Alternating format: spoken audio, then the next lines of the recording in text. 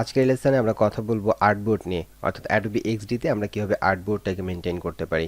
তো যখন আমরা একটা ডকুমেন্ট ক্রিয়েট করি, অর্থাৎ আমাদের যখন হচ্ছে আমরা সফটওয়্যারটাকে ওপেন করি এবং যখন নতুন একটা ডকুমেন্ট ক্রিয়েট করি, তখন আমরা যেটা পাই, যেমন আমরা এখানে আইফোন 12 প্রো ম্যাক্সে ক্লিক করলে আমরা এই আর্টবোর্ডটা পাই। সো এটাই কিন্তু হচ্ছে আমাদের একটা ডকুমেন্ট, আর্টবোর্ড, স্ক্রিন, ভিউ, আপনি যে কোনো নামে এটাকে বলতে পারেন। এবং এটার চারপাশে যা কিছু আছে এটাকে আমরা ওয়ার্ক স্পেস বলি, এবং ওয়ার্ক স্পেসের মধ্যে আমাদের আর্টবোর্ডগুলো সাজানো থাকে। আমরা একের অধিক আর্টবোর্ড নিয়েও নর্মালি কিন্তু কাজ করতে পারি। সো আমরা যখন একটা নতুন ডকুমেন্ট ক্রিয়েট করি তখন সাথে আমরা আর্টবোর্ডটা পাচ্ছি, এবং এই আর্টবোর্ডের মধ্যে আমরা আমাদের ডিজাইন থেকে শুরু করে সব কিছু আমরা করতে পারি। এখন যদি আমাদের প্রয়োজন হয় এই আর্টবোর্ডটাকে একটু মডিফাই করার জন্য, যেমন ধরেন যে আপনার এই আর্টবোর্ডের উপরে যে লেখা আছে আইফোন 12 প্রো ম্যাক্স, আপনি হয়তো চাচ্ছেন যে এটা এই নামে না থাকুক, আমাদের নির্দিষ্ট যে নাম আছে সেটাই থাকবে। যেমন আমরা ধরেন যে এখানে বলতে পারি যে এটা হচ্ছে ওপেনিং স্ক্রিন। সো আপনি বলে দিতে পারেন যে ওপেনিং বা স্টার্ট, আপনি একটা রিনেম করে দিতে পারেন। সো জাস্ট ডাবল ক্লিক করলে এটা কিন্তু আপনি রিনেম করতে পারবেন। এবং এরপরে যদি আপনার একের অধিক আর্টবোর্ডের প্রয়োজন হয়, সেক্ষেত্রে আপনি কিন্তু অনেকভাবে এই আর্টবোর্ডটাকে নিতে পারবেন। যেমন একটা হচ্ছে আমাদের টুল সেকশন থেকে একটা আর্টবোর্ড নামে একটা টুলস আছে। সো আমরা যদি ওখানে ক্লিক করি তাহলে কি হবে, আমাদের রাইট সাইডে দেখবেন যে আর্টবোর্ডের জন্য কিছু অপশন বের হয়ে আসবে, যেটা আমাদের হোম থেকে আসতো। অর্থাৎ আমরা এখানে ক্লিক করে এই জিনিসগুলো এখানে দেখতে পাই। একই সাথে আমরা কিন্তু এই যে হোম আইকনে ক্লিক করলেও কিন্তু আমরা সেম জিনিসগুলোই দেখতে পাবো, এবং সেখান থেকেও কিন্তু আমরা চাইলে সিলেক্ট করে নিতে পারি।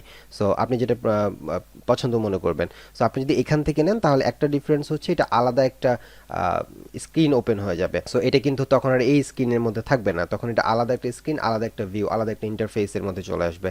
সো যদি আমরা চাই যে এই স্ক্রিনের মধ্যেই থাকুক, তাহলে আমরা এই আর্টবোর্ড থেকে এই টুলটাতে ক্লিক করে আমরা এখান থেকে সিলেক্ট করে নিতে পারি যে আমরা আসলে কোন ধরনের আর্টবোর্ড চাচ্ছি। সো যেহেতু আমরা আইফোন 12 প্রো ম্যাক্স নিয়েই কাজ করছি, সো আমরা চাইলে এখানে ক্লিক করলে এটার মতো সেম আরেকটা আর্টবোর্ড কিন্তু এখানে চলে আসবে।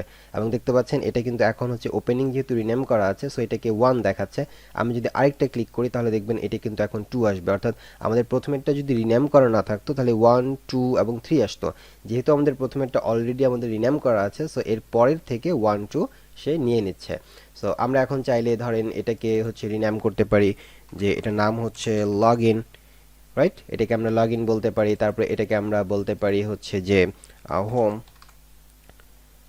সো এভাবে কিন্তু আমরা এগুলোকে রিনেম করে নিতে পারি, এবং আমাদের কাজের জন্য অবশ্যই এগুলোকে রিনেম করতেই হবে। তা না হলে আমরা যখন অনেকগুলো স্ক্রিন নিয়ে কাজ করব, অনেকগুলো ভিউ নিয়ে কাজ করব, তখন কিন্তু আমরা কনফিউজড হয়ে যাব। অথবা আমরা যখন এই ফাইলটা কাউকে প্রোভাইড করব, সে যেন খুব সহজেই বুঝতে পারে যে আসলে কোনটার পরে কোনটা হচ্ছে।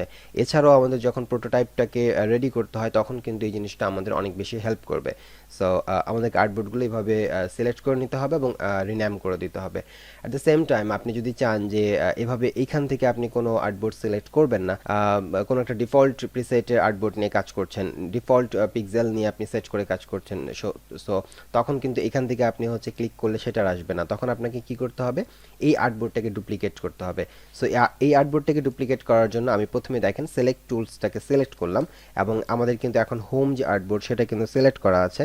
এবং এখন যদি আমরা আমাদের কিবোর্ড থেকে কন্ট্রোল ডি প্রেস করি, যেভাবে আমরা শেপকে ডুপ্লিকেট করতে পারি, একইভাবে আমরা চাইলে হচ্ছে আর্টবোর্ডকেও ডুপ্লিকেট করতে পারি। সো জাস্ট কন্ট্রোল ডি, আমাদের নতুন একটা আর্টবোর্ড চলে আসলো। সো এটার নাম যেহেতু ছিল হোম, এবং এটা হচ্ছে হোম 1 হিসেবে আসলো, এবং আমরা চাইলে এটাকে বলতে পারি যে তোমার নাম হবে অ্যাবাউট।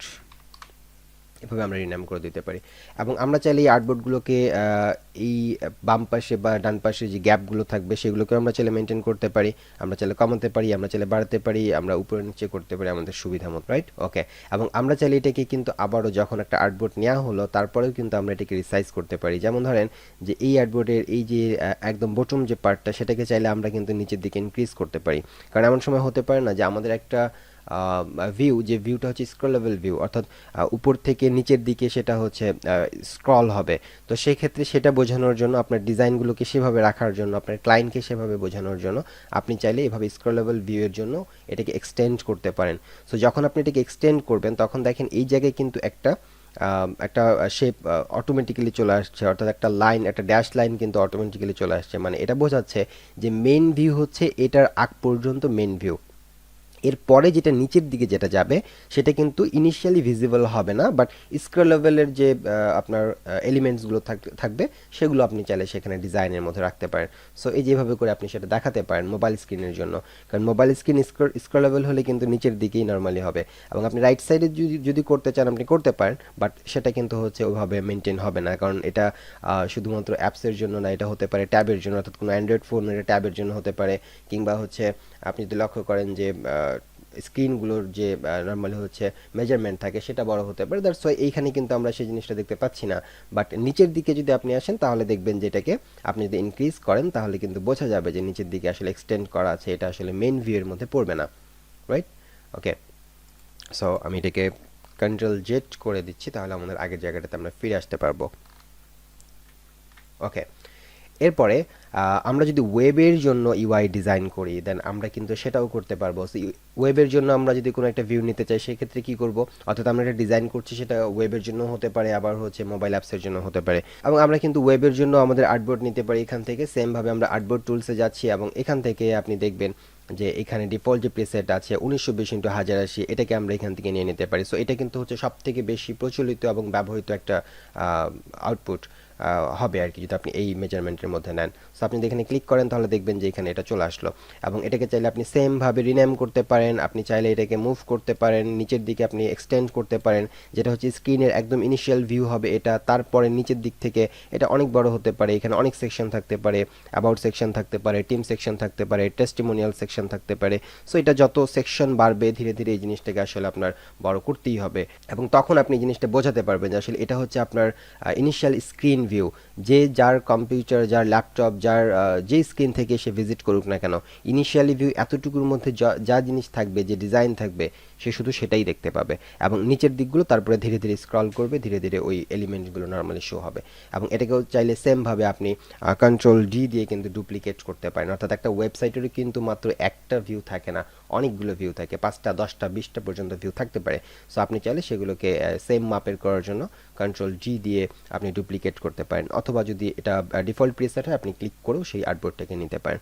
এবং আপনি যদি এটাকে একটু জুম আউট করেন তাহলে দেখবেন যে আমাদের এই ওয়ার্ক স্পেস কিন্তু হিউজ একটা ওয়ার্ক স্পেস, এটা অনেক বড় একটা ওয়ার্ক স্পেস, এখানে আপনি অনেকগুলো ডিভাইসের অনেকগুলো স্ক্রিন নিয়ে অনেকগুলো ভিউ নিয়ে নর্মালি কাজ করতে পারেন, একসাথে অসংখ্য ভিউ ডিজাইন আপনি একবারে এক ওয়ার্ক স্পেসেই নর্মালি করতে পারেন।